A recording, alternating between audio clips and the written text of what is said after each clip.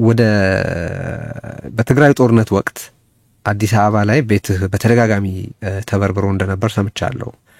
ሌሊትም ቤትህ በድንጋይ ይደበደብ እንደነበርም ተናግረሃል። አንዱ ለምሳሌ ብራኸሾ ላይ የተናገርካቸው ነገሮች አሉ እና ትግራይ ያሉ ቤተሰቦችህም እንደዚህ መከራ ደርሶባቸዋል፣ ብዙ አይነት ችግር እንዳዩ፣ ብዙ አይነት ትራውማ እንደደረሰባቸው ተናግረሃል። ያው በብዙ የትግራይ ቤተሰቦች ውስጥ የደረሰ ነገር እንደሆነም ታነሳለህ እና አሁን እንግዲህ ቀደም ሲልም ጨረፍ ልታደርገው ሞክረሃል። በአንተ እምነት ጦርነቱ በማንና በማን መካከል የተካሄደ ነው? ብዙ ጊዜ እንደሚጠቀሰው ጀስት በህወሓትና ብልጽግና መካከል ብቻ የተካሄደ ነው? ግለሰቦች በስልጣን እርከን ውስጥ ሳይኖሩ ፍጹም በሆነ መሰጠት ይካፈሉበት የነበረ ጦርነትስ አይደለም ወይና እንደው ጦርነቱ በማንና በማን መካከል የተካሄደ ነው የሚል መረዳት ነው ያለ? ሪሊ የትግራይ ጦርነት እኔ የትግራይ ጦርነት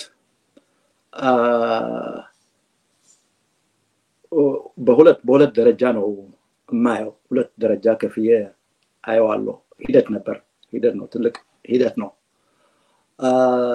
መጀመሪያ ይሄ ጦርነት እንደሚባለው የፖለቲካ ተቀጽላ ነው ጦርነት እና የተለያዩ የፖለቲካ ፍላጎትና ጥቅሞች ያላቸው ወገኖች ይሄን ጦርነት ቀሰቀሱ የሚል አመለካከት አለኝ። በወቅቱ የዶክተር አብይ መንግስት ወይ የብልጽግና መንግስት ስልጣኑ የተደላደለ አልነበረም፣ የተደላደለ ስልጣን አልነበረውም እና ለዚህም ዋነኛ ስጋት ይሆነኛል ብሎ ያሰበው ህወሓት ነበር። ህወሓት እንደሚታወቀው ኢህአዴግ ውስጥ የጎላ ሚና ወሳኝም ሊባል የሚችል ሚና የነበረው ነው። የጸጥታ መዋቅሩን፣ የወታደራዊ መዋቅሩን ሌላውም ተቆጣጥሮ የነበረ ሲሆን በዛ በኢህአዴግ ሹምሽር እንግዲህ በኢህአዴግ ሹምሽር የኦፒዲዮ እና የብአዴን ሰዎች ስልጣን ሲቆጣጠሩ ስጋት ይሆናል ብለው ያስቀመጡት ያን አልጋ ይነቀንቃል ብለው ያሰቡት ቲፒኤልኤፍ ስለነበር በዛ ላይ ከፍተኛ ዘመቻ ከፈቱ። በጣም ከፍተኛ የሚባል ዘመቻ ከፈቱ።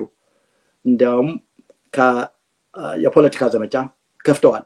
እንዲያውም ከቲፒኤልኤፍ አልፎ በህዝቡም ላይ ዘመቻ ከፍተዋል። ምክንያቱም ጀስት አንበርክኮ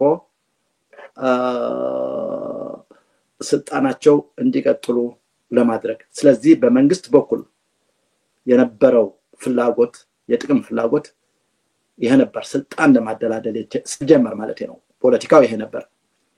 ሌላው በብአዴን እና ከብአዴን ጋር ተያያዘን ባላቸው የአማራ ሊቃን በኩል ደግሞ እኛ ተበድለናል፣ ሁሉናችንም አደጋ ውስጥ ገብቷል፣ ለዚህ አደጋ የጋበዘን ደግሞ የዳረገን ደግሞ ቲፒኤልኤፍ ነው የሚል እምነት ነበራቸው። እንደዚህ ያለ አስተያየት ነበራቸው።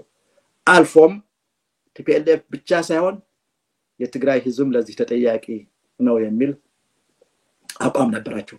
ስለዚህ የፖለቲካ ቅኝታቸውና አካሄዳቸው ልክ እንደዚህ እንደ ማዕከላዊ መንግስቱ ቲፒኤልኤፍ ላይ ዘመቻ ከፍቶ ፖለቲካ ዘመቻ ከፍቶ መሄድ፣ ከፖለቲካም አልፎ እዛ የነበረው የትግራይ ተወላጅም ከብዙ አካባቢዎች አብሮ የነበረ አጭር ጊዜ አይደለም ተከታታይ ያለው ለዘላለም አብሮ የነበረ ወዳጃቸውም ከጎንደር፣ ከወልዲያ፣ ከደሴ፣ ከባህር ዳር ከብዙ የአማራ ከተሞች አውጥተውታል፣ አባረውታል። የቀረውም ወይ ምርኮኛ ሆኖ ይቀራል፣ ካልሆነ ግን ንብረቱም እየተቀማ ነው የተሰደደው። ልክ ኤርትራዎች እንዳደረጉት 2-3 ጊዜ ኤርትራዎች እንዳደረጉት ነው ያደረጉት፣ በገዛ ያገሩ ልጆች ማለት ነው። ይሄ ፖለቲካ ነበር በዛ በኩል። ሌላው ፖለቲካ የኤርትራ ፖለቲካ ነው፣ ቅድም ያነሳ ነው። ኤርትራም ጥሩ አጋጣሚ ተፈጥሮለታል። እነዚህ ኃይሎች ማዕከላዊ መንግስቱም በቲፒኤልኤፍ ከዛም አልፎ በትግራይ ላይ ያላቸው አቋም ተመልክቷል ስላለ ጥሩ አጋጣሚ ነው።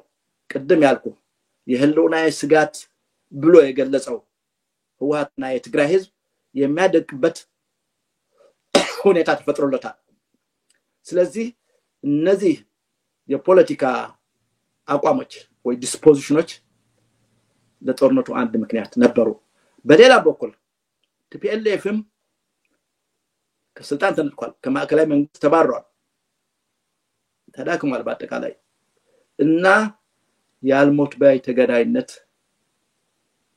ጦርነት ለመክፈት አዲስ በቃላት ደረጃ በፖለቲካ ደረጃ ሰልፎች እንቅስቃሴዎች ያደርግ ነበር ይሄ ሄዶ በፖለቲካ መንገድ መፍታት ፍላጎት ስላልነበራቸው ኃይሎች በኃይል በጦርነት ሊፈቱት ፈለጉና ጦርነት ውስጥ ተማገዱ ይሄ የመጀመሪያ ምዕራፍ ይሄ ነው ቆይቶ ግን ጦርነቱ ከስልጣንና የአካባቢ ጥቅም ማረጋገጥ አልፎ ወደ ህዝባዊ ጦርነት ተሸጋግሯል ያኔ የትግራይ ህዝብ የመከላከል መብቱ ትክክለኛ ነበር መከላከል በዛ ይሄ እንግዲህ በቃላት ምንለው በትንተና ምንለው አይደለም ወጣቱ ጭራሽ የመጡት ኃይሎች ሲገድሉት ሲያፈናቅሉት መሰረተ ልማቶችን ሲያወድሙ ዝም ብሎ ምንም ያላደረገው ወጣት ደግሞ ሲገድል ስላዩ ህዝቡ ገልበጥ ብሎ በእነዚህ ኃይሎች ስልጣን ፍላጎት ለነበራቸው ኃይሎች መሆን ቀርቶ በህዝቡና እነዚህ እዛ ገብተው ለማንበርከክ በወስ አሰው ወገኖች መሃል ሆኗል መጨረሻ ላይ ጦርነቱ እንደዚህ ነው የሆነ በኔ አረዳድ የተለያዩ የትግራይ ወታደራዊ መሪዎችና ፖለቲከኞች ስለ ጦርነቱ ሲናገሩ ጦርነቱን ማስቀረት አንችልም ነበር በተሻለ መዘጋጀት ግን ይቻልም ይገባም ነበር ሲሉ ይደመጣል ተስማማለህ ወይ በዚህ ጦርነቱ በትግራይ ጥረት ሊቀር የሚችል ነበር እኔ እንግዲህ ተቆርጦ መታየት ያለበት አይመስለኝም በአጠቃላይ ነው መታየት ያለበት ይመስለኝ እንግዲህ ጦርነት እንዳልኩ የፖለቲካም ተቀጥያ ነው ከዛ ማለፍ ቢል የስጋት ማስወገጃ በፖለቲካ ለሆን ሲል የሚካሄድ መንገድ ነው ጥያቄውን ግልጽ ላድርገው መሰለኝ ለምሳሌ እሺ እና ይሄ ስለሆነ ጦርነት ማስቀረት አይቻልም በሚለው ጉዳይ አልስማማም ምክንያቱም መደራደር መወያየት ሰጥቶ መቀበል አለ በዚህ በመሃሉ ፖለቲካዎች ይሰሩ መስማማት ይኖራል ስለዚህ ይሄ በበቂ ተሰርቷል ወይ የሚል ጥያቄ አለኝ አልተሰራም ሁሉም የጋለ አመለካከት ነበር ጦርነቱ እንዲካሄድ በሁሉም በኩል ፍላጎት ነበር በመጀመሪያ ጊዜ ፖለቲካው ነው ወደዛ ያመሰረው የምርጫው ጉዳይ እንመለከታለን ህገ መንግስት ያልተከተለ ምርጫ በአብይ በኩል ተደርጓል በትግራይም በኩል ተካሂዷል ኋላ በፕሪቶሪያ ተስማሙበት ህገ መንግስቱ የጣሱ እርምጃዎች ወደ ጦርነት ይወስዳል አናቅም መንግስት አናቅም ብለዋል ያም ይሄን ምርጫ አላቅም ብለዋል ስለዚህ ይሄ መጋጋሉ የፖለቲካ መጋጋሉ መፍትሄ ይገኝለት ነበር ያንድ አመራር ያንድ መሪም እኔ ስራ የሚመስለኝ መጀመሪያ በተቻለ ጦርነት እንዳይካሄድ ብርቱ ጥረት ሙሉ በሙሉ ጥረት ማድረግ ያለበት ይመስለኛል ያ ሳይሆን ሲቀር ነው እንግዲህ ራስን ለመከላከል ምትገባውና ይሄ ማስቀረት አይቻልም ነበር ፈጽሞ የሚለው እኔ አልስማማበት ጥያቄው የሚነሳው ዝጋር አድርገው እሺ በ2018 አብይ አህመድና ኢሳያስ ተገናኝተው ጅዳ ላይ የተፈራረሙት ስምምነት አለ በርግጥ ዝርዝሩን ማንንም እንዲያይ አልተፈለገም ግን ስምምነቱ እንደተፈረመ እናውቃለን ኢሳያስ ከአብይ ጋር ማለትም አዲስ አበባ ላይ ስልጣን ያለውን መንግስት ይመራል ተብሎ ከሚታወቅ ሰው ጋር ሊስማማ የሚችልባቸው ነጥቦች መገመት ግን ይቻላል መገመት ብቻ ሳይሆን በአደባባይ ጌም ኦቨር ብሏል ፖለቲካዊ ህጽቦ ብሏል ኢንቴንሽኑን ግልጽ አድርጓል ጌም ኦቨር ማለቱንም ሆነ ሌላ አስተያየቱን ትክክል አይደለም ብሎ የተቃወመ ከአዲስ አበባ በኩል አልተሰማም ስለዚህ ያ ስምምነት የጋራ ጠላት የማጥፋት ስምምነት ነው ተብሎ ቢታሰብ ለምሳሌ አብይ ህወሓት የብልጽግና አባል ቢሆን እኮ ኖሮ ይሄ ሁሉ ነገር አይደርስም ሲል ይሰማል። ግን ህወሓት የብልጽግና አባል ቢሆን ኖሮስ ጦርነቱ ይቀር ነበር ወይ? ምክንያቱም ኢሳያስ ከአብይ የሚፈልገው ነገር ከአብይ ጋር ወዳጅነት ለመመስረት ዋና ጉዳይ ያደረገው በትግራይ ያለውን ፖለቲካዊ ኃይል መጨፍጨፍ እንደሆነ ያለም ማን ሌላ ሰው አይደለም የምንጠቅሰው፣ ራሱን ኢሳያስን ነው በእማኝነት የምንጠቅሰው። እና ይሄ በሆነበት ሁኔታ ጦርነቱ ሊቀር የሚችልበት እድል ነበረ ወይ ምንምስ ቢደረግ የሚል አስተያየት ስላለ ነው። ምክንያቱም አሁን አንተ እያልክ ያለው የፖለቲካል ይሄ የቃላት መወራወሩና ፖለቲካዊ ሁኔታው በኋላ አጋግሎ ነው ጦርነቱን ያስከተለው እንጂ ከመጀመሪያውኑ ጦርነቱ ሲጀመር የሚከሰት አልነበረም መሰለኝ እንግዲህ እንደተረዳሁትና ያ ነበር ወይ በርግጥ የአብይና ኢሳያስ የስምምነት መሰረት የጋራ ጠላትን ማጥፋት አልነበረም ወይ ለለን? እንግዲህ አሁን ግምቶችን ነው እየተናገርን ያለ ነው፣ የምንገምተው ነገር ነው እየተናገርካለሁ። ምንድነው ብሏል ኢሳያስ ብሏል። ቅድም እንዳልኩም ኢሳያስ እንደዚህ ያለ አጋጣሚ ካገኘ ምንም ወደ ኋላ አይልም። ቲፒኤልኤፍን እንደ ድርጅት በተለይ ደግሞ በልሂቃኑ ላይ ጫና የመፍጠርና እሱ የሚቆጣጠረው አገር አካባቢ እንዲኖር የመፈለጉ ወደ ኋላ እንደምንፈልግ አውቃለሁ። ጅዳ ላይ ምን እንደስማሙ አላውቅም፣ ግን ገምታለሁ ይሄ ኢንክሉዲንግ ወታደራዊ ስምምነት ሊያደርጉ እንደሚችሉ ገምታለሁ። ወታደራዊ ስምምነትም አንዱ ክፍል ሊሆን እንደሚችል ለምገምተው ጉዳይ ነው። ያም ሆኖ ጌም ኦቨር ፖለቲካሊም ሊሆን ይችላል ማለት በቲፒኤልኤፍ ብልጽግናም ውስጥ ቢገባ ይምራዋል የሚል ፖለቲካዊ ህጽቦ ምንድነው? የቲፒኤልኤፎችን መሪዎች የማሰር የማባረር የማሳደድ እኮ የፖለቲካ ጥረት ዞሮ እኮ ኃይልን የሚቀላቀል ተግባር ነው አይደል? ጀስት ከጦርነት መመለስ ያለ ኃይል ሊሆን ይችላል ማለት ነው።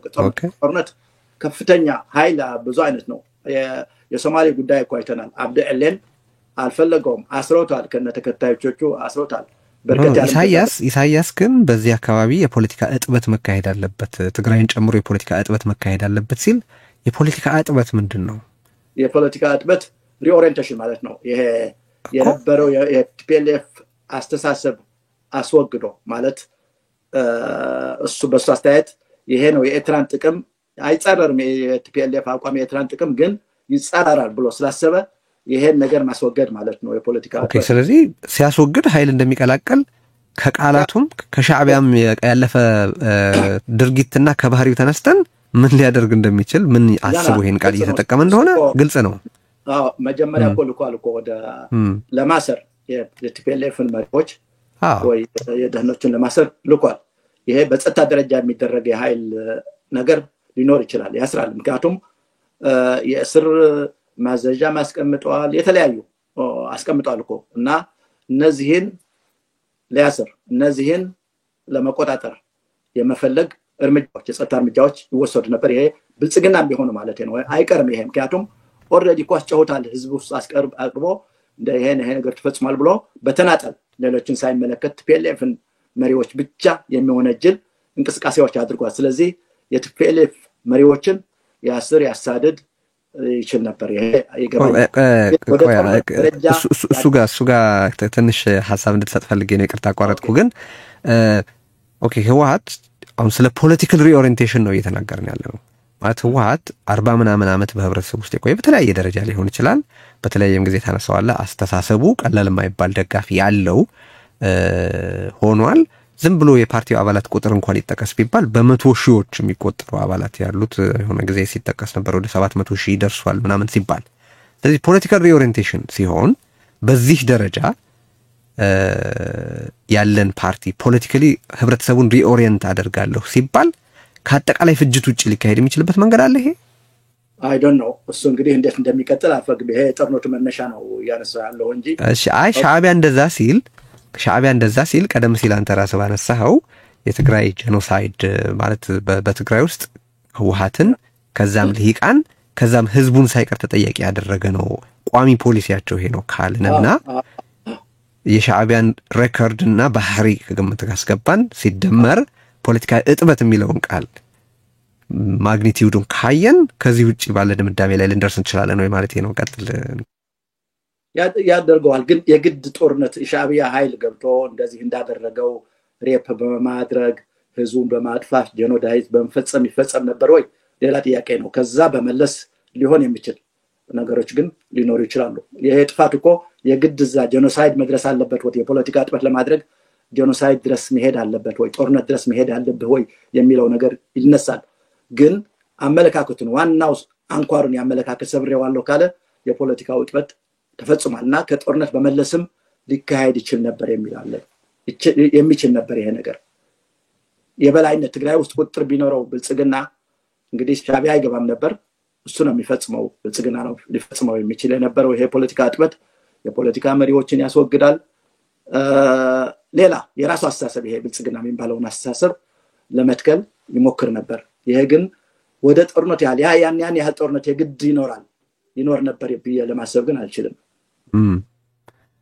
እሺ ስለዚህ በተሻለ መዘጋጀት እንጂ የምንችለው ጦርነቱ አይቀርም ነበር የሚለውን ሐሳብ እንዳል ተቀበልከው ነው የገባኝ መነጋገራችን ጥሩ ነው እንግዲህ ሌላ ጉዳይ ላንሳ እዚህ ጋር ከዚህ ነገር ወተን በኢትዮጵያ አዲስ ማህበራዊ ውል እና የፖለቲካና የመዋቅር ማስተካከያ ሊደረግ ይገባል የሚል አቋም እንዳለ አውቃለሁ በተለያየ ጊዜ ማንስተዋል ጽፈዋልም ከህገ መንግስት ጋር የተገናኙ ጥያቄዎች ማንሳት ፈልጌ ነው አንደኛ አዲስ ማህበራዊ ውል ስትል ምን ማለት ነው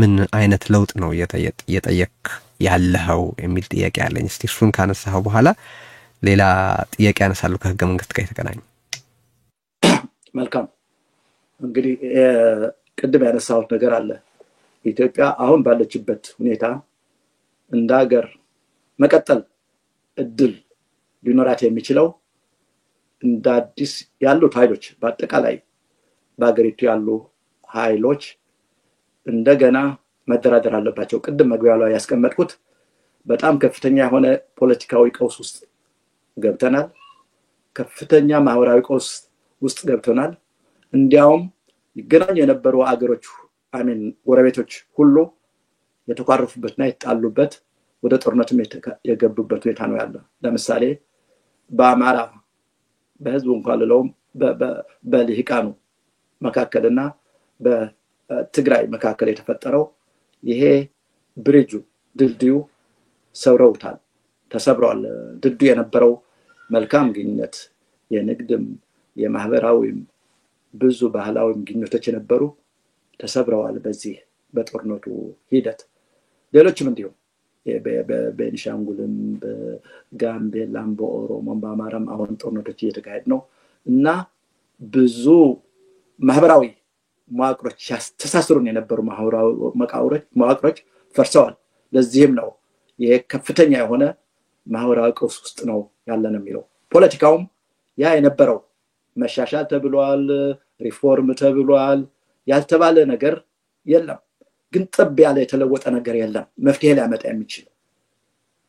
ሊያመጣ የሚችል የፖለቲካ ለውጥ አልመጣም ኢትዮጵያ ውስጥ ስለዚህ እነዚህ በተለመደው መንገድ አሁን ብልጽግና የሄደበት ባለው መንገድ ወይ ሌሎች ኃይሎችም በሚፈልጉት በአንድ ወገን ብቻ በሚፈልገው ወገን ሰላምም ዘላቂ ማለት ዘላቂ ሰላምም ዘላቂ ልማትም ዘላቂ እርጋታም ሊመጣ አይችልም ስለዚህ ለዚህ መፍትሄው እንደ አዲስ መደራደር ነው ማለት እንደ አዲስ መደራደር አለበት ይሄ ባለድርሻዎች አለን የሚሉ ባለድርሻዎች በብሔር ደረጃ የተደራጁ ይሆናሉ እንዳውም አብዛኛዎቹ አሁን በብሔር ደረጃ ነው የፖለቲካ ጥቅማቸውን እየገለጹ ያሉ አርቲኩሌት ያደረጉ ያሉ እነዚህ መገኘት መኖር አለባቸው ሌሎችም የዛ አካባቢ ጥቅም ያገባናል ይመለከተናል የሚሉት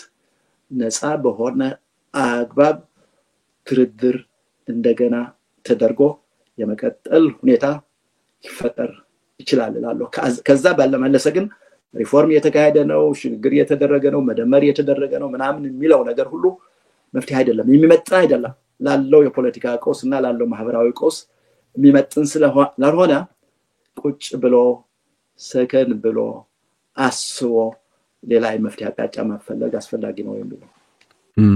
ከዚህ ከህገ መንግስት ጋር ሌላ ጥያቄ ላንሳና ከትግራይ መጣሁ የሚል አንተም ጭምር አባል የነበርክበት ድርጅት እንዲህ ያለ ብዙ ቁጥር ላላቸው ብሔሮች በእጅጉ የሚመች ማይኖሪቲ የሆኑትን የሚደፈጥጥ በቁጥር ያነሱት የሚደፍቅ ማጆሪቴሪያን የሆነ ህገ መንግስት እንዴት ሊጽፍና ወይም እንዲጻፍ ሊያደርግ ቻለ?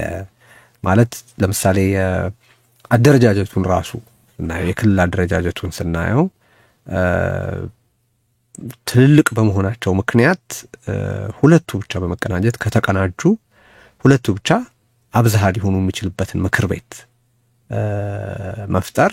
ፌዴሬሽን ምክር ቤትን ብትሄድ የተወከሉ ውክልናው በህዝብ ቁጥር ብዛት ነው። እዛም ቢሆን ያው ፌዴሬሽን ምክር ቤቱ ብዙ የሚረባ ስልጣንም ባይሰጠው ግን ውክልናው አሁንም በቁጥር የሆነበት ሁኔታ ነው ያለውና ቁጥር በእጅጉ ከሚጎዳው ህብረተሰብ በቁጥር ብቻ ከተሰላ ማለት ነው ሚናው በቁጥር ድርሻ በቁጥር ብቻ ከተሰላ ዲስአድቫንቴጅድ ከሚሆን ህብረተሰብ መጣሁ የሚል ድርጅት እንዲህ ያለ ማጆሪቴሪያን ህገ መንግስት እንዲጻፍ እንዴት ሊያደርግ ቻለ? በአሰርሽኑ ከተስማማ ገባኝ። ይሄ በጣም መሰረታዊ ጥያቄ ነው። ቅድም ካነሳሁት የመፍትሄ አቅጣጫዎችም አንዱ ይሄ ነው እኔ የሚታየኝ። አዲስ ማህበራዊና ፖለቲካዊ ውል መካሄድ አለበት ብዬ ሳስብም ይሄን ታሳቢ የሚያደርግ ነው። ይሄ አሁን ያነሳው ምንድነው እንግዲህ ፖለቲካው አለ፣ ከዛም ፖለቲካው በህገ መንግስቱ ተቀርጿል። ያ ህገ መንግስት ጭራሽ አነስተኛ ለሚባሉ ህዝቦች ወይ ክልሎች የሚጠቅም አይደለም። እንግዲህ ይሄ መልሶ ሲታይ ነው ያኔ ይሰራል ዲሞክራሲ እስካለ ድረስ ይሰራል የሚል ዝም ብሎ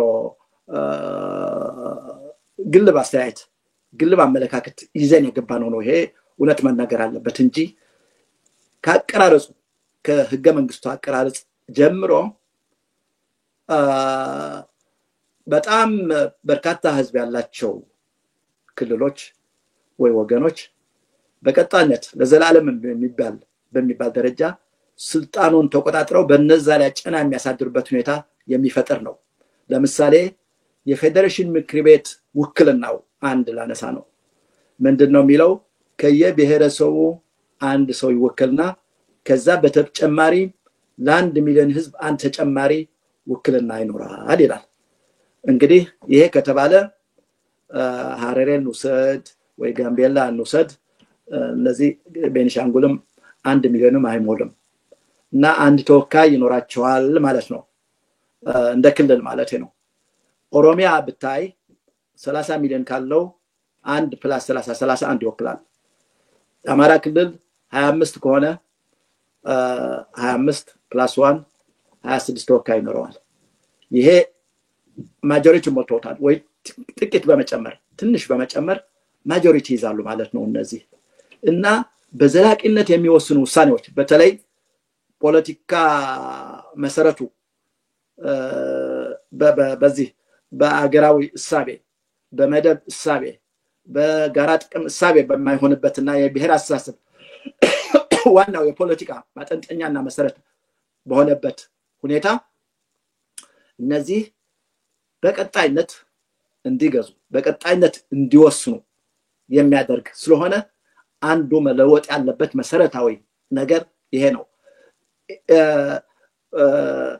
ኤንቲቲ ወይ አሃድ ነው ክልል ከተባለ አሃድ ነው ብሎ የሚያይ የፖለቲካ እንዲኖር ነው የምፈልገው ነው። እንግዲህ ይሄ ድርድር ያስፈልጋል ውል በሚለው ነገር ይገራል። እንደ አሃድ ነው መታየት አለበት እንጂ እንደ ኤንቲቲ ነው መታየት አለበት እንጂ አንዱ ብዙ ህዝብ ያለው የገዘፈ ከአሃድም የበለጠ አንዱ ውስን ህዝብ ያለው አሃድነቱ ቀርቶ በሌላው ለዘላለም እየተገዛ እንደሚኖር ወይ የተመራ እንዲኖር የሚያደርገው አካሄድ መለወጥ ያለበት ህገ መንግስቱ ራሱ ይሄ ተሳሳተ ይሄ ችግር አለበትና በዚህ ማለት በድርድሩ ሂደት ምናቀርበው እኛ እዛ ላይ ሁሉም ድምጽ ኖራቸው ሁሉም እኩል ድምጽ ኖራቸው እንዲሄድ በዛ የሌላው ተሞክሮም እንደዚህ ነው የሌሎቹ ብሔር የተደራጀ ይሁን በብሔራዊ የተደራጀው አሜሪካን ቢሆን አነስተኛ 3 ሚሊዮን 2 ሚሊዮን ያለው ነበረስካ ምናምን የሚባሉ ስቴቶችና ካሊፎርኒያ ስቴት እኩል ድምጽ ነው ያለው ሴኔት ላይ በስዊዘርላንድ ሌሎችም ያሉ ተሞክሮች ስናየው ድምጻቸው አንዱ ከፍተኛው ምክር ቤት ተመሳሳይና ሊቆጣጠር የሚችልበት ሁኔታ መብቱን የማስጠበቅ የሚችልበት ምክንያቱም የፌደሬሽን ምክር ቤት የብሔር ብሔረሰቦች ወይ የክልሎች መብት የሚያስጠብቅ ነው ከተባለ በዛ ድምጽ ማስጠበቅ አትችልም ውሳኔ የተቀበልክ ምትኖር እንጂ ውሳኔ ሰጭና ኢንፍሉዌንስ አድራጊ ልትሆን አትችልም ይሄ መለወጥ አለበት ከዛም በላይ ህግም ከዛ ተያይዞ ህግም የማውጣት ስልጣን እንዳይኖረው ተደርጎ ነው የተቀረጸው እና የክልሎች ወይ የብሔሮች ድምጽ በምን መንገድ ነው እዛ ስራ ላይ የሚውለው ህግ ካልወጣ ምንድነው የሚያስቆሙት እንደ ፍርድ ቤት ነው ሆኖ እየሰራ ያለው በአብዛኛው ጊዜ እንጂ ህግ ማስቆም የሚችልም እንግዲህ የህዝብ ተወካዮች ምክር ቤት የግድ በህዝብ ብዛትና በድምጽ በኮንስተንሲ መሆን አለበት በዛ የወጣ ህግ ግን ማስቆም አትችልም ማለት ነው በፌደሬሽን ምክር ቤት እና የብሔሮች ጥቅም ፍላጎት የሚንጸባረቅበት አወቃቀር የለውም ህገ መንግስቱ በአጠቃላይ የለውም ከአወቃቀር ጀምሮ ካወቃቀሩ እስከ አወቃቀሩ መለወጥ ያለበት ነው በስምንት እንግዲህ ይሄን ስል ይሄ ራሱ ብቻውን ዋስትና ይሰጣል ማለት አይደለም ዋስትና ይሰጣል ብቻውን የፖለቲካ ውሉ በኃይል ሚዛንህም በሁሉም ነገር በስምነትም በመግባባትም በሰጥቶ መቀበልም ስለሚመጣ በዚሁ ተደርጎ የማይፈርስበት ሁኔታ መፍጠር መኖር አለበት ይሄ እንግዲህ አንዱን ያነሳ ነው እንጂ ብዙ በማህበራው ይሄ የተሰበረው ድልድይ እንዴት መጠገን ይችላል ከማህበራው አቋል ይሄም ስምነት ያስፈልገዋል አንድ ሰው በሌላው አካባቢ ሄዶ ሀብት ማፍራት መኖር መንቀሳቀስ ካቻለስ ምን ሀገር አለው በአጠቃላይ ምንም እኮ ሀገር የለውም ምን ሳይው አሁን እኔ የትግራይ ሰው አማራ አካባቢ ሄዶ በደንብ ተንቀሳቅሶ የሚነግድበት የሚኖርበት የሚሰራበት ወይ ኦሮሚያ የሀገር ባለቤት ካልሆነ ሀገር የሚባል የለም ስለዚህ ስምነት የሚደረገው የሀገር ባለቤት አብረን እንሆን የሚለው መሰረታዊ ጉዳዮች መነሳት አለባቸው እና ውል እንደገና አዲስ ማህበራዊና ፖለቲካዊ ውል ይደረግ ስል ይሄን ማለት ነው እሺ አጫጭር አስተያየቶች የምትሰጥባቸው የተወሰኑ ጥያቄዎች ላንሳና ውይይታችንን እንፈጽማለን አንዱ ለመሆኑ የትግራይ ብሔርተኝነት ተብሎ ሊፈረጅ የሚችል የትግራይና የትግራይን ጥቅም ማዕከል አድርጎ የሚተነትን ወይ የሚንቀሳቀስ የፖለቲካ ፓርቲ ማህበራዊ ንቅናቄ ወይም ሌላ በትግራይ ውስጥ አለ ወይ በተለይ ደግሞ ከስልጣን አካባቢ ለምሳሌ ህወሓት የርዕዮተ ዓለም ብሔርተኛ ነው ወይስ የትግራይ ብሔርተኛ ሊባል ይችላል አንተ አስተያየት እስቲ እሱን በተመለከተ የተወሰነ ሐሳብ እንግዲህ ወደድንም ጠላንም እስካሁን ድረስ የትግራይን ፖለቲካ ሲመራ እና ሂደቱን በአጠቃላይ ሲቆጣጠር የቆየው ህወሓት ነው ህወሓት ቅድም እንደከበዚህ በከኤርትራም ጋር በተያያዘ አንስተነው ነበር ከኢትዮጵያም ጋር ሲያስ እናመጣው እኔ ግልጽ ያለ የትግራይ ብሔርተኛ ነው ለማለት አልችልም ማለት የትግራይ ጥቅም ቀዳሚነት ሰጥቶ በአገር አቀፍም ያለው ጥቅም በዚህ መንጽ ከዚህ አንፃር የሚማጎት ድርጅት ነው እንደዛ ኑሯል ለማለት ያስቸግራል ይበልጥ ምንድነው ያደረገው ስልጣኑን የሚቆጣጠርበት ሜካኒዝም ነው ያበጀው ይሄን ሜካኒዝም ነው ያበጀውና የአቤታው ዲሞክራሲ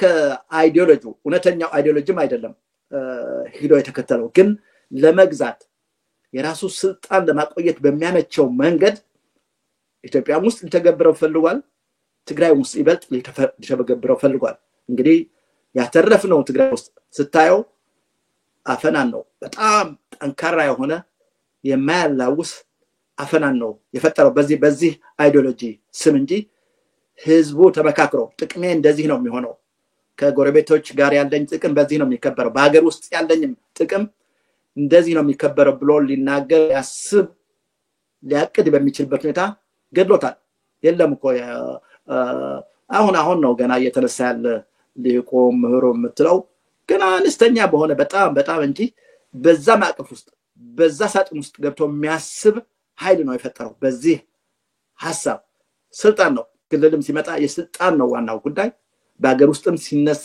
የስልጣን ነው እንጂ የህዝቡ ጥቅም በአካባቢው እንዴት ይልማ እንዴት ይነሳ ነፃነቱ እንዴት ይስፋ እንዴት ኢምፓወርድ ይሁን እንዴት ኃይል ይኖረው የመወሰን ስልጣንና ኃይል ይኖረው የሚለው ነገር አልመለሰውም ትግራይ። ስለዚህ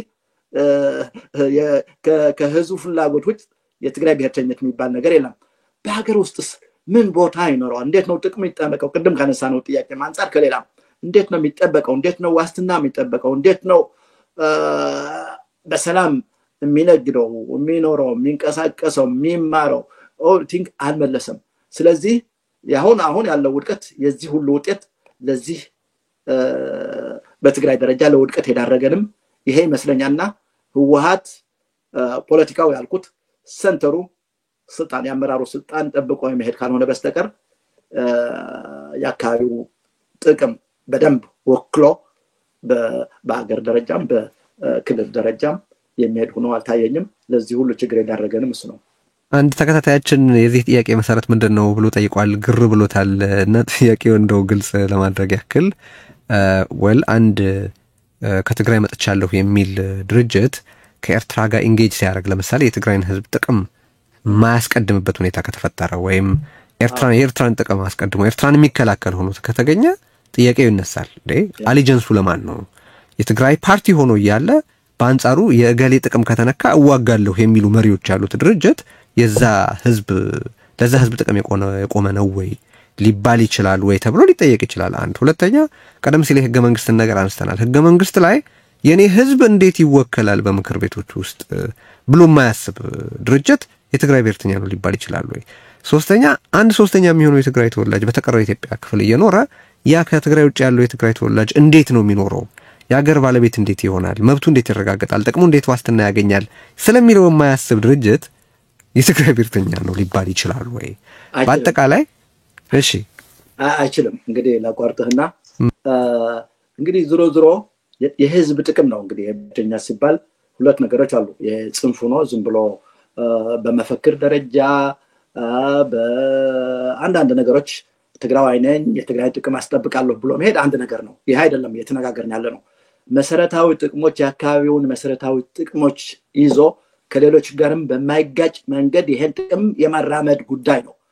እኔ የጠላትና የወዳጅም አይመስለኝም። ጥቅም ነው አስቀድሞ ማምጣት። እኔ እንደሚባለው ዘላቂ ወዳጅም ዘላቂ ጠላትም የሚባል ነገር የለም። ጥቅሙ ግን ዘላቂ ነው። የትግራይ ህዝብ ጥቅም ዘላቂ ነው። ይሄን በሚያስጠብቅ መንገድ አልሄደም። እንዲያውም ቅድም እንዳልኩ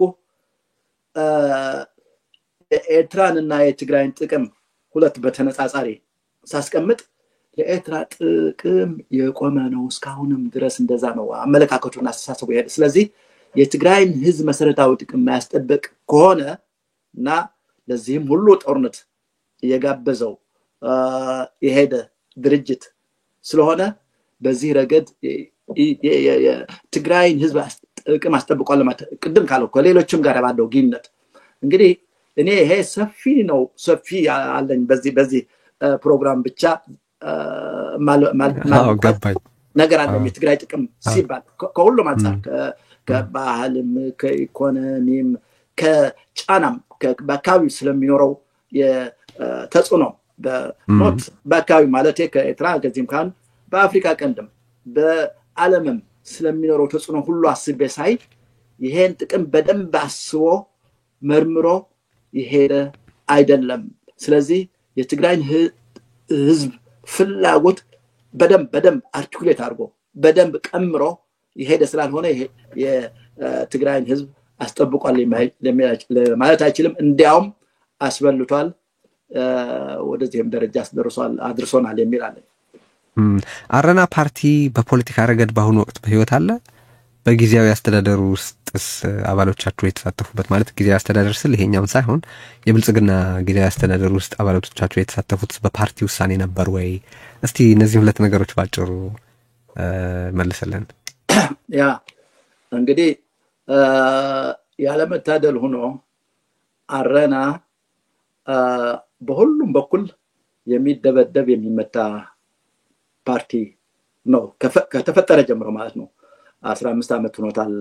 አሁን ሲፈጠር ቲፒኤልኤፍ ከፍተኛ ጦርነት ነው የከፈተበት። ከፍተኛ የሚባል ጦርነት ስለ በመሳሪያ የሚደረግ ሳይሆን እንዲጠፋ የሚያደርግ የስም ማጥፋት፣ የእስር፣ የግድያ፣ ከስራ የማፈናቀል ካለበት ቦታ ከኑሮ ከቀየው የማፈናቀል ከፍተኛ ጫና ደርሶበታል እንደዚህ ያለ ነው የቀጠለው አረና የሆኖ አሁን ደግሞ ከጦርነቱ በፊትና ከጦርነቱ በኋላ ሁለት መሰረታዊ አቋሞችን ወስዷል አረና ምንድነው የአብይ ምርጫ ህገ መንግስታዊ አይደለም የሚል አቋም ወስዷል ህገ መንግስቱ የተከተለ አይደለም ህገ መንግስት በጣሰ መንገድ ነው ይሄ ምርጫ የተካሄደው ህገ ምርጫውን የማራዘም ምንም አይነት ህገ መንግስታዊ መሰረት የለውም የሚል ነበር ህወሓትም ያደረገው እንዲሁ ነው የሚል አቋም ነበር በዛም አልተሳተፈንም ምክንያቱም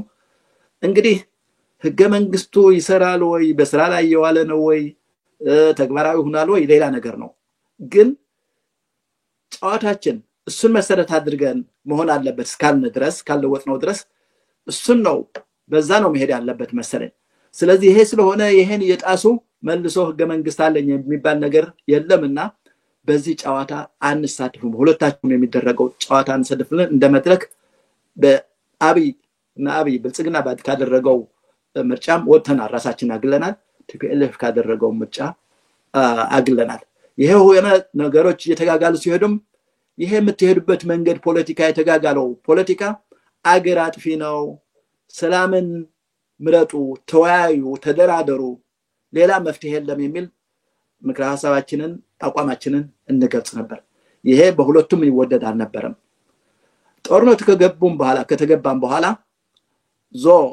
እዛ የነበረን አቋም ግልጽ ቢሆንም ማለት ሻዕቢያ እዚህ ጦርነት መውጣት አለበት ከትግራይ መሬት ከበባው መቆም አለበት የትግራይ አስተዳዳሪው ግዛቶች ቶሎ መመለስ አለባቸው ጦርነቱም ጭራሽ መቆም አለበት አስጨራሽ ነው ያለው የሚል አቋም በመያዛችን በሁለቱም በኩል ተመተናል በብልጽግና በኩል እንደ ጁንታ ነው የሚለን በህወሓት በኩል ደግሞ ባንዳ ነው የሚለን ስለዚህ ከግራም ከቀኝም እየተመታ የሄደ ግን በቆመበት ጦርነት ሄዶ በጠረጴዛ ነው የሚፈታው ሌላ መፍትሄ የለውም መጀመሩም ስተት ነው መቀጠሉም ስተት ነው በውይይት በድርድር በሰጥቶ መቀበል ነው መሆን ያለበት ብሎ በመናገራችን ከፍተኛ መገለል በሁለቱም በኩል ደርሶብናል ጫናም ደርሶብናል ቅድም ያነሳቸው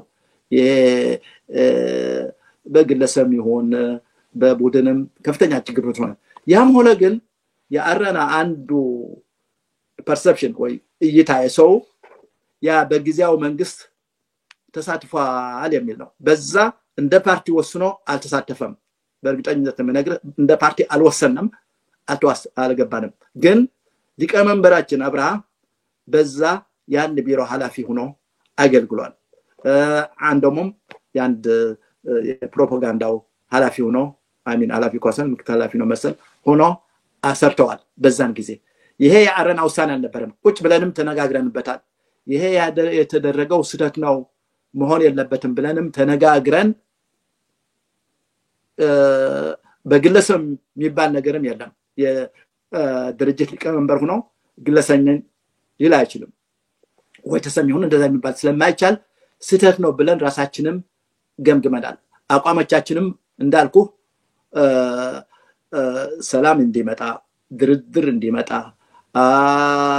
ከበባው እንዲቆም ህዝቡ ህይወት እንዲያገኝ ሻዕቢያን ደግሞ ጭራሽ ከመሬታችን ለቆ እንዲወጣ አቋማችን ሁሉ ቀጥሏል ለዚህም ዋጋ ከፍለናል አዲስ አበባ ሆነን ነው ይሄን አቋም በሻዕቢያን ባለበት መንገ የሻዕቢያን ማልደው አላይ ወይ ወዳጅ ባለበት ነው ይሄን ያልነው እና በዚህ መስዋዕት ከፍለናል ግን ፐርሰፕሽኑ አመለካከቱ አተያዩ አረና እንደተሳሳተ በዛ በሽግግር መንግስት እንደገባ አድርጎ የሚያይ አካሄድ የተሳሳተ አካሄድ ነው አልተቀበልነውም ያ ጊዜውም ካቱም አንመከርንበትም አልተነጋገርንበትም የምንመክርበት ሁኔታም አልነበረም በዛን ጊዜ ተላይተናል አዲስ አበባ ያለው ሌላ ግሩፕ አለ ትግራይ ውስጥ የምንነጋገርበት ሁኔታም አልነበረም ያም ሆኖ ከዛ በኋላ ይሄን ሁኔታ አይተን በነገራችን ላይ ብዙ የአረና አባላት እዚህ ሰራዊት ውስጥ ተካተዋል ትግራይ ውስጥ ተሳትፈዋል ተሰደዋል ተበታትነዋል በጦርነቱ ተጎጅ ሆነዋል ተዋግተዋል መሪዎችም ሆነዋል ስለዚህ ይሄ ነው የኛ በዲፕሎማሲው መስክም ብዙ ነው የሰራነው ባይዘው እነዚህ የምላች ሻዕቢያ እንዲወጣ የትግራይ አስተዳደራዊ ግዛት እንዲመለስ ከበባው ከቦ በረሃብ የመግደሉ ሁኔታ እንዲቆም በዲፕሎማሲ ዘርፍም ብዙ ነገሮች ሰርተናል የሚል አለኝ ሰላም እንዲፈጠር በአገራችን ይሄ የፕሪቶሪያ ስምምነትም እኛ ከዛ በፊት ያልነው ለምን አልሆነም ነው አስቀድሞ ለምን አልሆነም ለምን ሁለቱም ሰላምን እንደ ስልት እየተጠቀሙ ግን ጦርነት የሚገፉበት ሁኔታ ለምን ነበር ለምን ከምር ከሆነ ይሄ በፕሪቶሪያ የተደረገው ስምምነት አስቀድሞ ሊደረግ ነበር አይችልም ነበር ያለ ቅድመ ሁኔታ ሁለቱም መነጋገር አይችሉ ነው ግን የሁለቱም ሰላም እንደ ስልት የሚፈልጉበት ሁኔታ ነበር ስለዚህ ሰላም ያል ጦርነት ነው ለጦርነት ነው የሚዘጋጁት በጦርነት አንዱን ለማሸነፍ ነው የሚፈልጉት ስለዚህ አስቀድሞ ሊመጣ አልቻለም አለመታደል ሆኖ ግን ብዙ ህይወት ሊተርፍ የሚችል ነበር ሊቀር ይችላል ያን ያህል የወደመው ኋላ ላይ የወደመው ነገር አስቀድሞ ይሄ ነገር ቢያድርጉት ይሄድ ነበር የሚል አቋማችን ነበር ያም ሆነ በፕሪቶሪያ ስምምነት እኛ በተወሰነ ተክሰናል ያም ዳሜጅ እንኳን የሚመለስ አይደለም ትልቅ ነው በዚህ የሚመለስ አይደለም ግን እንደዚህ እንላለን አረና እንደገና ተደራጅቶ እንደገና ተቋቁሞ አሁን እንደገና ብዙ ደጋፊ ጉባኤ ማካሄዷል በአሁኑ ጊዜ ቅድም ያንኳት አዲስ ፕሮግራም ቀርጿል ቅድም ያነሳናቸው ውይይቶች ያካተተ ፕሮግራም ጥቅማችን የሚጠብቀው የትግራይ ህዝብ ጥቅም የሚጠበቀው በምን አቋሃን ነው የሚል ግልጽ የሆነ 44 ገጽ ያሉት ፕሮግራምም ቀርጾ ወጥቷል አዲስ ፕሮግራም ጥቅሞችን መሰረት አድርጎ እንዴት ነው የምንጠቀመው እኛ በአካባቢያችን እንዴት ተጠቃሚ እንሆናለን በሚኖርበት በትግራይ ውስጥ እንዴት ተጠቃሚ ይሆናል ህዝቡ የሚል ፕሮግራም ቀርጸን ብዙም ደጋፊ ብዙም ኃይል አድርገን ያንሰራራን ነው ያለነው ግን እስካሁንም ድረስ በእኛ ላይ ያለው ጫና በተለይ በገዢዎቹ በሁለቱም ገዢዎች ከፍተኛ ነው አዲስ አበባ ውስጥ ሁሉም ፓርቲዎች ጽፈት ቤት ተሰጥቷቸዋል ምንም አይታወቁ ኋላ ዘለው የመጡ ፓርቲዎች ጭምር ጽፈት ቤት ተሰጥቷቸዋል አረና ብቻ ነው ጽፈት ቤት እና ድጋፍ ያልተሰጠው ትግራይ ውስጥ ገንዘብ ይሰጣቸዋል ፓርቲዎች ተሰጣቸው ነበር አሁንም ትኩረቱ የሚዲያ እንኳን እንዳንቀር በፖሊሲ ደረጃ በድምጽ ወያነና በሌላው ሚዲያ እንዳንቀር በፖሊሲ ደረጃ ተቀርጾ የኛ አናሊሲስ የኛ ኢንተርቪው የኛ አመለካከት አስተያየት እንዳይቀር የተደረገበት ሁኔታ ስላለ ስማችን እንዲሁ ታፍነ ቀርቷል ግን አሁን መሬት ላይ ተተክለን የነበረን እንደገና አደራጅተን የነበረን ኃይል የሰው ኃይል አዲሶችም ጭምር አዲስ ምሁራን አዲስ የሰው ኃይል ጨምረን ወጥተናል እና ተጠናክረን በትግራይ ፖለቲካ ሚናችን ይኖራል በሌላው በአካባቢያችንም ከፍተኛ ሚና ይኖረናል በፖለቲካው ሚል ይሄ የተሰበረው ነው ያልኩ ግንኙነት መቸስ ከጎረቤቶቻችን ጋር ከኤርትራም ጭምር ሰላም ካልፈጠርን ዘላለም በጦርነት ስለምንኖር ልማትም ሰላምም እድገትም ይኖራል ብለን ስለማናስብ ይሄን ድልድይም ለመጠገን ለመሞከር ሐሳብ አለን ከዛም አልፎ ጥቅማችንን በከፍተኛ ደረጃ ለማስጠበቅ በኢኮኖሚውም በፖለቲካውም በባህሉም ረገድ ምን ማድረግ እንዳለብን በዛ ብናደርግ አዲስ በሚኖረው ውልም ስምምነትም ምን ሚና እንደሚኖርብን ቀርጸን አዲስ ፕሮግራም እየተንቀሳቀስ ነው ያለነው እና እንዳልከው የተረሳ ሌሎች ኃይሎች አዳዲስ ኃይሎች እነዚህ ናቸው እየተባለ በሚታወቅበት እኛም እንደ ኃይል ተጠናክረን ተደራጅተን ወጥተን ቆመናል ማለት ነው በአረና ላይ የሚካሄደው ጫና ብዙ መልክ እንደነበረው ተጠቅሳለህ እና አንዱ በጣም የገረመኝ እና ብዙም ሰው ሲነጋገርበት ያላየሁት ከህብረተሰብ የመነጠል እንቅስቃሴው በከፍተኛ ደረጃ ከመድረሱ የተነሳ የህወሓት ሰዎች ስራዬ ጉዳይ ብለው ከአረና አባላት ጋር ትዳር የመሰረቱ ሰዎችን ከትዳር ፍቺ እንዲፈጽሙ ያደረጉ መሆናቸውን ስትገልጽ ሰምቻለሁና በዚህም ረገድ ወደ 150 ትዳሮች መፍረሳቸውን ማለት እንዲህ በዚህ ደረጃ ሄደ ጨለማ ነበር በዚህ ደረጃ ሄደ ግፍ ነበር የሚፈጸመው እሱ በተመለከተ የተወሰነ ሐሳብ ስታምስቲ አረ ይብሳል እንግዲህ ይሄ አንዱ ምሳሌ ለሚሆን ያቀረብኩት ነው እንጂ ከዛ የባሰ ግፍ ነው የደረሰብን እንግዲህ ለነጻነት ለመብት የሚከፈል ዋጋ ስለሆነ እኛ በተወሰነ ደረጃ ተገቢም ነው ብለን እናስባለን ምክንያቱም አሁን እኮ እኛ ስናራምዳቸው የነበረው ሐሳቦች በከፊልም ቢሆን ህወሓት ራሱ እየተቀበላቸው ነው የኛ ሐሳብ እኮ መንግስትና ፓርቲ ይለያይ መንግስትና ቢዝነስ ንግድ ይለያይ መንግስትና ሲቪል ማህበረሰባት ይለያዩ መንግስትና ሚዲያ በህጉ መሰረት ይለያዋል እነዚህ ይለዩ ነፃነት የዜጎች ነፃነት ይኖር እንደልብ ይንቀሳቀሱ የትግራይ ዋናው መሰረታዊ ችግር ነፃነት ማጣት ነው ነፃነት ከሌለህ ደግሞ ኃይል አይኖርህም ጉልበት አይኖርህም መደራጀት አትችልም መንቀሳቀስ አትችልም ይሄ ስለሆነ ይሄ እንዲጠበቅ የሚል ነው የኛ ጥያቄ አሁን አትሊስት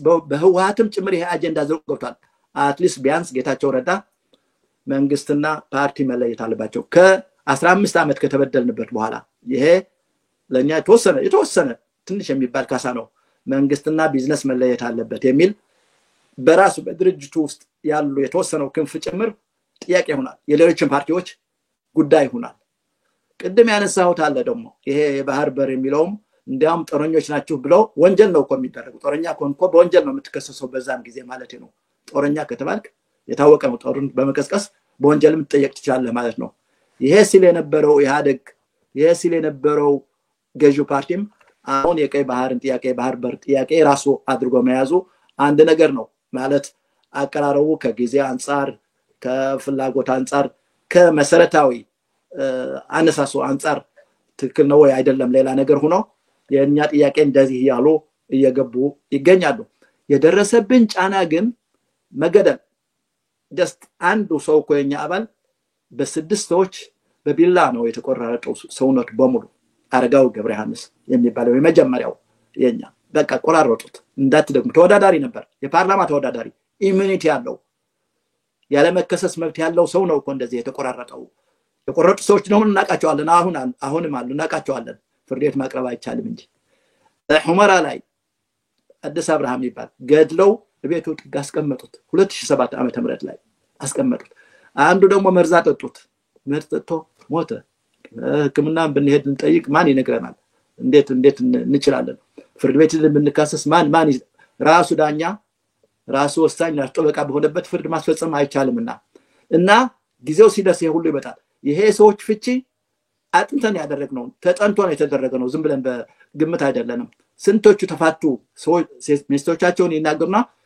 የሱ ጋር ትዳር ካደረግሽ የማህበር አባል ማትሆኝም እንዲያውም ይሄ ጸበል የሚባለው የሚጠጣው ማህበርም አባል መሆን አትችልም የሚል ይሄ የመነጠል ስለደረስባቸው እስከ መፋታት የደረሱ አሉ በርካታዎች ናቸው እስከ መፋታት የደረሱ ጫናው ይሄ ለመና ታወት አውጥቶ መለመን ሰው ያረና አባል በመሆን ነው ታወት ወጥቶ ራያ ላይ አንዱ ለንገር አቶ መኮንን ይባላል ባላ የሚባል ራያ እና ለወዳደር ሲል ድባርት የሚባል አለ በራያ ለመና ማለት ነው ሴቶች ወጥተው ማቅለብ ሰው ይለምናሉ ታወትም ወጥቶ ይለምናል አባል እንዳይሆን ወጥተው አንተ ያረና አባል ሲሆን ድተው ብለው ለመና መጡ ተሰልፈው ህዋቶች ናቸው የሚያሰልፋቸው እሱ ያን የምናላቸው ታወትም ስለመጣ ከእንግዲህ እኔ ቀይራለሁ ሃይማኖትም ቀይራለሁ እስላም ሆኛለሁ አላቸው ስለዚህ ሙስሊም ስለሆንክ በዚህ አትጠይቁኝም ብሎ ስሙን ለወጣ ያኔ ለነሱ መስለ መስጠት ማለት ነው ጫናው ከፍተኛ ነው ማለት ነው ከፍተኛ ጫና እስካሁንም አሁንም ጉባኤ ባደረግን ማግስት የሚያሳዝንህ ነገር የኛ አባል ራያ መሆን ያሉ ጠንካራ አባላችን ተደብድበዋል አሁንም ጭምር ማለት ነው ተደብድበው ተጥለው ተወርውረዋል ሞታል ተብለው ኋላ ተነሱ ሰውየው ሲነሱ ቀበሌው ግንገማ አድርጓል የቀበሌው አመራሮች ማለት ነው የዋት ለምን አጨረስከውም ተብሎ ነው የተገመገመው ያ ደብዳቤው ሌሎች ደግሞ በአሁን ጊዜ እኮ ያዋጣን ማድረግ አልነበረም ቢል ተከፋፍለዋል እና አስተሳሰቡ ነው እኮ መዋቅር ነው ችግሩ የዚህ የግለሰብ ሳትለው የተቀረጸበት አስተሳሰብ መሪ ድርጅት ነው የሚለው ከሱ ውጭ ሌላ መምራት የለበትም ህዝቡንም ድርጅትም እሱ ነው መምራት ያለበት ስለዚህ ሌላ ከተፈጠረ ተቀናቃኝ ጠላት ነው ተብሎ የተፈረጀው እኮ ጠላት ነው እኮ በጠላትነት ነው የምትፈረጀው እንጂ ተቀናቃኝና አንተም እኩል መብት እንዳለህ እንደ ህወሓት ተደርገ አትታይም እንደ ጠላት ነው የምትፈረጀው በጣም ይሄ ነው ችግሩ ከዚህ ሐሳብ የመነጨ ተቃዋሚ ኮንክ እንደ ጠላት ነው አሁን እንግዲህ ተቃዋሚ የበዛ የህወሓት መዳከም ሲመጣ ተቃዋሚነት ወይ ምንድነው የሌላ ፓርቲ አባል መሆን ቅቡልነት ያገኘ በተወሰነ ደረጃ መጥቷል ገጠር ላይ ግን እስካሁን ድረስ ያለው አሳሰብ በበርካታ አካባቢዎች ማለት ነው ሁሉ ማለትም የዚህ አይነት አሳሰብ አለ ጠላታችሁ ናቸው እንዲያው የመንግስት ሰራተኞች እኮ የተገመገሙ ዝም ብለው ያልሆኑ የአረና አባላትም ያልሆኑ አስተሳሰቡ የአረና ነው ተብለው ከስራ የተባረሩ ከደረጃቸው ዝቅ የተደረጉ አሉ በማዕት ራሳቸውም ሊናገሩ ይችላሉ። ስለዚህ ምንድነው አስተሳሰቡ የትግራይ ጥቅም በሌላ መንገድ እናስጠብቃለን የሚለውን ሁሉ ማስወገድ ነው፣ እንዳይኖር ማድረግ ነው።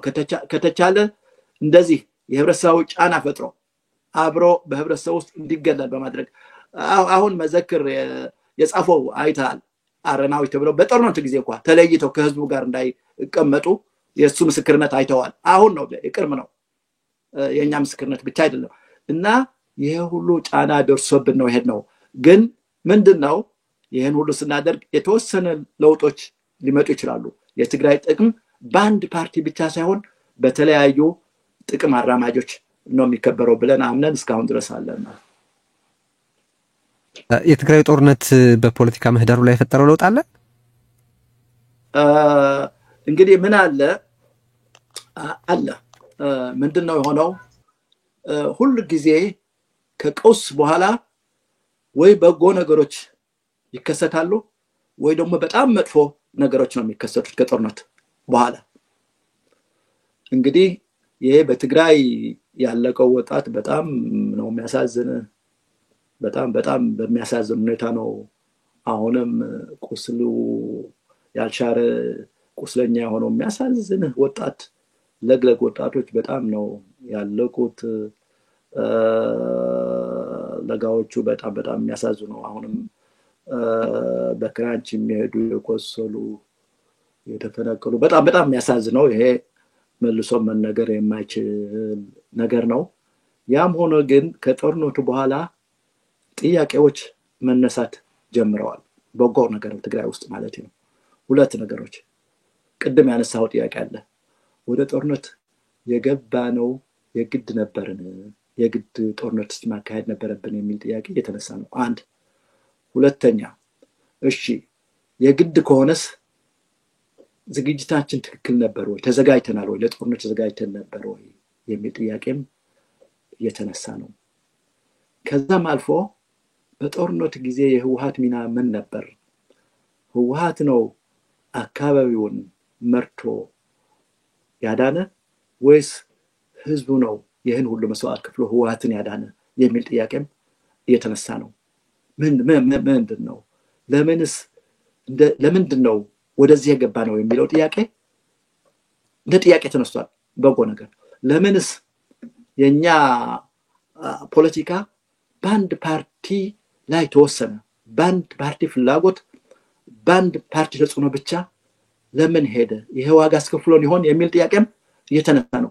እና ብዙ ያልተነሱ ከወታደራዊ ስልቶች ስትራቴጂዎች ጀምሮ እስከ ፖለቲካዊ ስልቱ አካሄዱ እስከ ዲፕሎማሲ አያያዛችን ብዙ ጥያቄዎች የተነሱ ናቸው። በጣም በርካታ ጥያቄዎች። ይሄ በጎ ነገር ነው።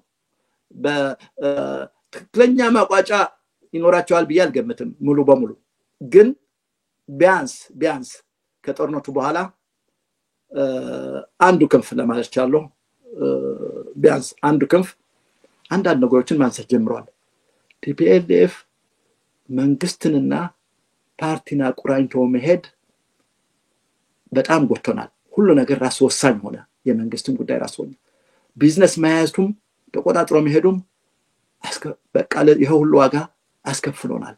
ስለዚህ ቲፒኤልኤፍ እንደ አንድ ራሱ የቻለ ተወዳዳሪ ፓርቲ እና ባለው የፖለቲካ ተጽዕኖ ፖሊሲዎችን እንዲቀርጹ የሚያደርግ ፓርቲ እንጂ ራሱ ወሳኝ ራሱ ቀራጺ ራሱ የመንግስትን ሀብትና ንብረት ስልጣን ተቆጣጥሮ የሚያሾር መሆን የለበትም የሚለው በእነሱ በህወሓት ውስጥም ጭምር ይሄ መነሳቱ አንድ ትልቅ ነገር ነው። አንድ ፍንጭ ነው ማለት ነው፣ መፍትሄ ነው።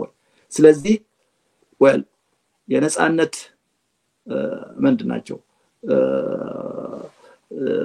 ነገሮች ላንጭሮች እየታዩ ናቸው። ትንሽ እየታየ ነው ማለት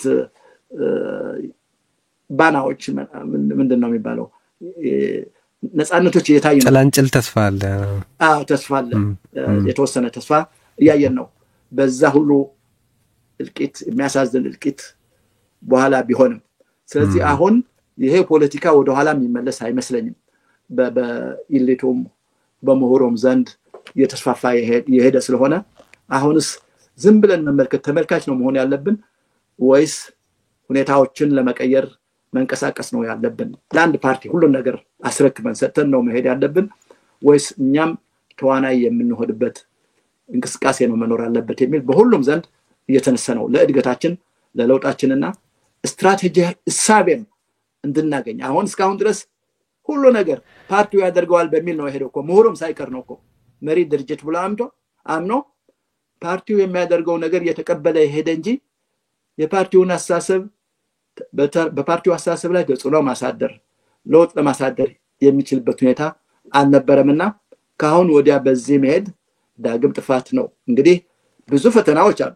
ተግዳሮቶች አሉ ፊታችን ይሄ ነገር ዝም ብሎ ለአንድ ፓርቲ ሰጥቶ በአንድ ፓርቲ ብቻ ይሄድ ብሎ መሄድ እኔ ዳግም ጥፋት መጋበዝ ይመስለኛል እንዲያውም ተባብሮም ቢሆን ብዙ ፓርቲዎችም ሆነው ሌሎችም አስተሳሰቦች መጥተው ተጨምቀው ተገናኝተው ሌላ አዲስ ስትራቴጂ የምንቀይስበት አዲስ ስልቶችን አዲስ አካሄዶችን የምንቀይስበት ሁኔታ ካልተፈጠረ በስተቀር ያው ምንም ዋስትና የለንም አሁንም ያለው አጠቃላይ ድባብ መጥፎ ነው የሚል አይታችና ለውጥ አይቀር ይሄን ካላደረግ ደግሞ ይበጥ እንሞታለን ይበጥ አስተማማኝ ሰላም እርጋታ በአካባቢያችን ይኖራል የሚል አይኖርም እሺ የመጨረሻ ጥያቄ እንግዲህ የኢትዮጵያ ሁኔታን ቀደም ሲል መግቢያችንም ላይ አንስተነው የነበረ ነገር ነው አሁን በትግራይ ክልል ያለውን ሁኔታ አንስተናል በአማራ ክልል ጦርነት አለ በኦሮሚያ ክልል ጦርነት አለ በተለያዩ ቦታዎች ብዙ አይነት ቀውሶች አሉ የኢኮኖሚ ችግር አለ ማህበረሰባዊ እሴቱ አደጋ ላይ ወድቋል የጋምቤላም የቤንሻንጉልም ሁኔታ ተረጋግቷል የሚባል አይደለም ብዙ የጦርነት ቦታዎች የግጭት ቦታዎች የመፈናቀል ቦታዎች አሉ ስለዚህ በእሳት ቀለበት ውስጥ ነው ያለችው ሀገሪቱ ማለት ይቻላል ህብረተሰቡም እና ከዚህ እሳት ቀለበት ውስጥ እንዴት መውጣት ይቻላል እንዳልኩት ሁሉንም የአገሪቱን ሁኔታ ታሳቢ አድርገህ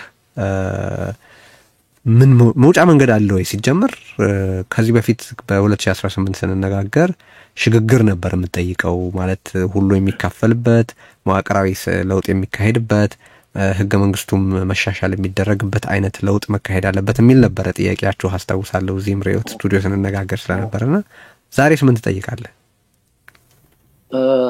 እንግዲህ እንዳልከው ኢትዮጵያ አሁን ያለችበት ሁኔታ በጣም አስቸጋሪ ነው አሁን እንዳልከው የመኖርና ያለ መኖር ነው ጥያቄው የሆነ ያለው እንጂ የፖለቲካዊ ስርዓት አመራጮች የፖሊሲ አመራጮች ብቻ አይደሉም አደጋ ውስጥ ተከተሉት እና ብዙዎች ደግሞ የተለያዩ ጥያቄዎች ያነሱ ነው አንዳንዶቹ መፍትሄው ሽግግር ነው ይላሉ አንዳንዶቹ እንደገና አገራዊ ስምምነት እንደረቅ እንደምናነሳ በሌላ እንደ አዲስ ተደራድረን ተወያይተን ሌላ አዲስ ፖለቲካው አካሄድ just ህገ መንግስቱን ተጠብቀው ነው የሚልም አለ አንዳንድ ደግሞ ይሄን ህገ መንግስት ጥለን እና ቀደን ጥለን ሌላ ህገ መንግስት እንድንቀርጽ መነጋገር አለብን ይላል እነዚህ ሁሉ መስተናገድ አለባቸው ላለው ነው ሁሉም መስተናገድ አለባቸው ቁጭ ማለት even ያሁን አካሄድም ትክክል ነው ብሎ አሁን ያለንበት ሁኔታም ጥሩ ነው ብሎ የሚያስብ ጭምር ቁጭ ብሎ መነጋገር ነው ዋናው ነገር ቁጭ ብሎ መደራደር ያስፈልጋል የትኛው እንደመፍትሄ ቁጭ ብሎ የሚደራደሩት ባለ ድርሻዎች የሚወስዱት ነው እና ለዚህ አልፈቀደም መንግስትም አልፈቀደም አሁን ባለበት ሁኔታ ማለት ይሄን መሰረት አድርገው የሚቃወሙት ኃይሎችም ፈቃደኞች አልሆኑም ድርድር የሚባልም የለም የተቀመጠው ነው እንኳን በሌሎች አካባቢዎች የሁሉ ጦርነት ከተካሄደ በኋላ ትግራይ ውስጥም ትርጉም ያለው ድርድር እየተደረገ አይደለም የፖለቲካ ድርድር እንዴት ነው የምንቀጥለው እንዴት ነው የምንሄደው እንዴት ነው ከዚህ የምንወጣ የሚለው ከአንድ አመት በኋላም ቢሆን እኔ ድርድር አልሰማሁም እንዲያውም እየተደረገ ያለው ይሄ ምንድነው የምክክር መድረክ የሚባል ተቋቁሟል በዚህ እንፈታዋለን የሚል አቅጣጫ ነው ያለ ይሄ ፍጹም መፍትሄ ሊሆን አይችልም ከጅምሩኛ ይሄ መፍትሄ አይሆንም ላለው ቀውስ የሚመጥን መፍትሄ ሊያመጣ አይችልም። ካቋቋሙ ጀምሮ በብልጽግና ፓርላማ ነው የተቋቋመው። አካታች አይደለም። ተጠሪነቱም ያው ላለው ፓርላማ ነው መሰል እና አያያዙ ሁሉ አጠቃላይ አመራረጡ ሂደቱ ግልጽ አይደለም እና መፍትሄ ሊያመጣ አይችልም። እኛ ቅድም ያነሳቸው ጉዳዮች እኮ አሁን ሊያነሳ የሚችል አይመስለኝም። እንደው አግብሶ አለባብሶ ለመሄድ ካልሆነ በስተቀር ይሄ መፍትሄ አይደለም። ምክንያቱም በሁሉም ባለድርሻ አካሎች ስምምነት የተቋቋመ ኮሚሽን አይደለምና አይደለም ሲጀመር እኛ እንደ ግለሰብ ፖለቲከኛም እንደ አረናም እንደ መድረክም ይሄን ነገር የፈተነው የሞከርነው መለስ ሳለ ጀምሮ ነው። አቶ መለስ ያለ ጀምረን አገራዊ መግባባት እንፍጠር፣ ያን ካልፈጠር የሚመጣው ነገር አስቸጋሪ ይሆናል የሚል አቶ ኃይለ ማርያም ጠቅላይ ሚኒስትር በነበረበት ጊዜም እንዲሁ አቅርበንለታል። ይሄ ነገር አይሆንም እኮ በመትሄዱበት ይሄ ምርጫ እየተባለ ራሳችሁ ማለት አስመራጮች፣ ራሳችሁ ቆጣሪዎች፣ ራሳችሁ ታዛቢዎች፣ ራሳችሁ ሁሉ ነገር ሆናችሁ በመትሄዱበት ምርጫ የሚመጣ ለውጥ የለም። እንደራደር ስናቸው አላዳምጡንም። ዶክተር አብይም ወደ ስልጣን እንደመጣ ጽፈን አስገብተናል። እንደራደር ምንም የጋራ ፍኖተ ካርታ ይኑረን፣ የጋራ የምንለውጥበት መንገድ ይኑረን ሲባል አልሰማንም፣ አልተቀበለንም። አሁንም ይሄ ጥፋት እየደረሰም የሚቀበሉ አይመስለኝም። አለው በዚህ በምክር ኮሚሽን ተይዟል፣ በዚህ ነው መከድ ያለበት ተብሎ በአንድ ወገን ብቻ የሚመራ ፖለቲካ ለማራመድ ነው። ይሄ ደግሞ የት እንዳደረሰን እናያለን። እና ሜይቢ ይሄን ሁሉ ከተቃጠልን በኋላ ይሄን ሁሉ ካለቅን በኋላ ይሄ ሁሉ ግፍ ካደረሰ በኋላ ልቦና ያላቸው በሁሉም በኩል ሁኔታዎችን አግመን እኔ በተቃዋሚዎችን በኩል የነበረውና ያለው ጽንፍ አካሄድ ይሄ ሂደቱን አጠቃላይ የፖለቲካ ሂደቱን ጎቶታል የሚል አመለካከት አለን። አሁን ያለው ታገላለሁ የሚለውም የሚሄድበት ሁኔታ ሌሎችን በሚያካትት ሌሎችን በሚጨምር ከሌሎች ጋር ተግባብቶና ተስማምቶ በሚኖር ጉዳይ ሳይሆን የራሱ ህልውና ነው አሁን ዲፋይን ያደረገው። የራሱ ህልውና ነው ጀስት አማራው የራሱን ህልውና ነው መሰረት እንጂ የሌላው መሰረት አድርጎ አልቀረጸም። ኦሮሞው እንደዛ ነው፣ የትግራይ የሌላም ቢሆን የራሱ ህልውና እንጂ የጋራ ህልውና ብሎ የሚያስበው ነገር ወጥቷል የለም።